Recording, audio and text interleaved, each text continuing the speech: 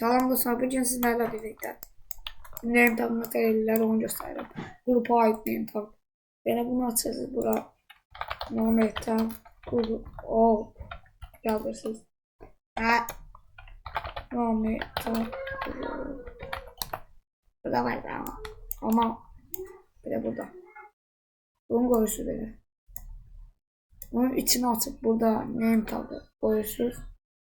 Server script server. Buradan name tag'a grup ID'nizi özünüzle değiştirirsiniz. Mesela ben de kimi bu. Buradan götürün. Bakın. Kayıttasın. Şimdi buradan bunu koyuyorsunuz ve demin. Al. Oldu. Burada display name tag'ı var.